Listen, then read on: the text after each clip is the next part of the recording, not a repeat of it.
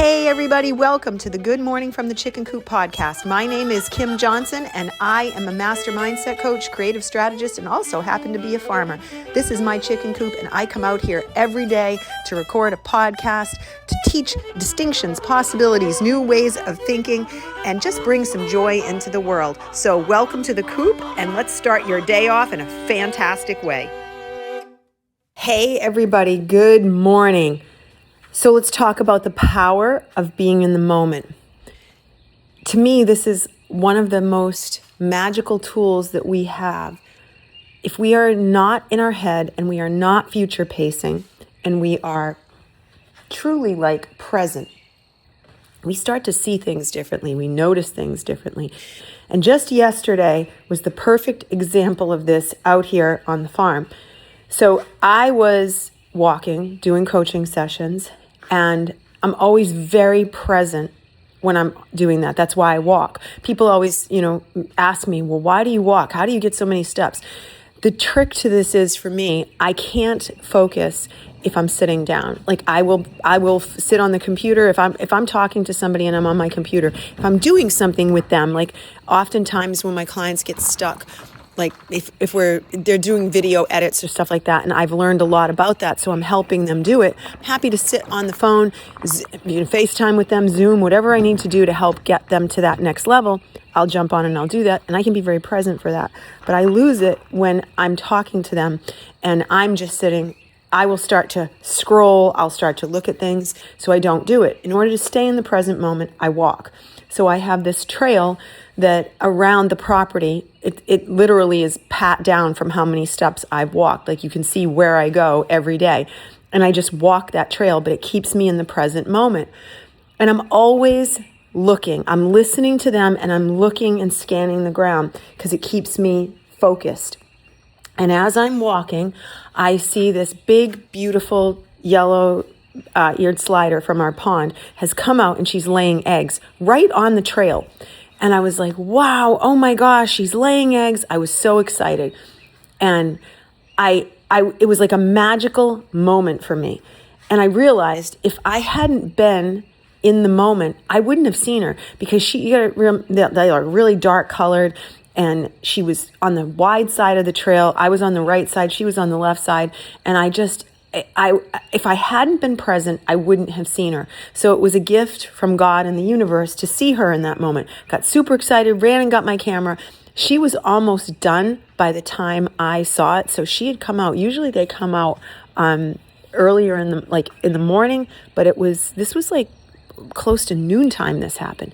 So it was kind of late, and it was crazy. And I had only walked one side that morning because my chickens were I noticed the chickens were doing a weird behavior and they were only on the left side of the farm. So I was like, okay, it's the really heavily wooded side. So I was like, I'm going to go over there just in case there's some creature that's going to kill them. So I missed when she came out, but I caught the tail end of it. And it was so exciting for me.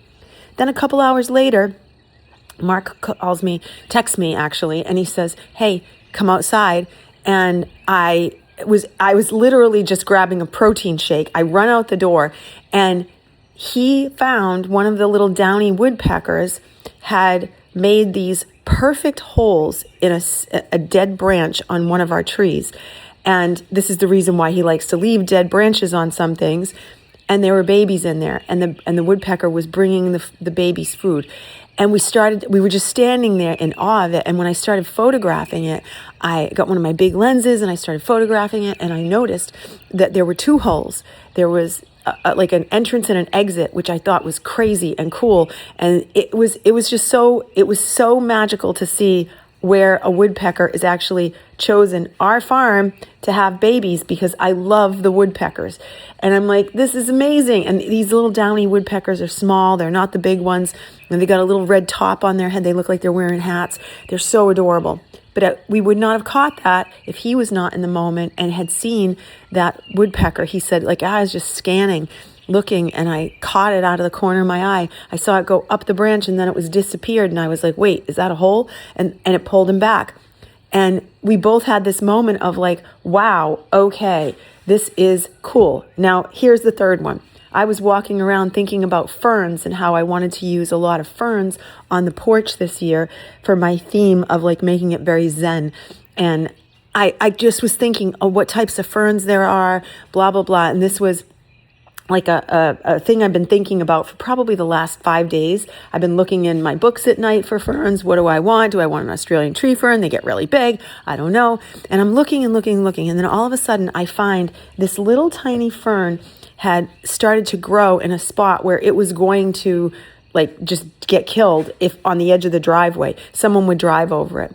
And so I scooped it up and I brought it in and I put it into one of these little cups that I have that have no drainage, put some water in it, and I put it on the shelf where all the plants are under the grow lights. And I'm like, okay, I'm going to put this right on the porch because I manifested finding that little fern because I've been thinking about them all the time. And it's a super cool one.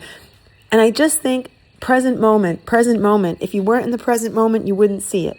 So I'm telling you all of this to spend some time in the present moment because the magic you will find will, if you allow it to, it will just astound you. So I'm challenging you, allow it to astound you, my friends. Okay, everybody, I will see you tomorrow. Bye.